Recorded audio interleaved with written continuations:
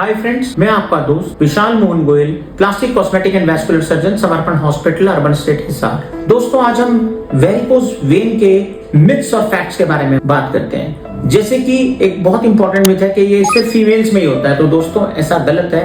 ये मेल्स में बिल्कुल ही होता है। जो लोग खड़े रहने का काम करते हैं लंबे समय तक, वो हाई रिस्क पेशेंट्स होते हैं।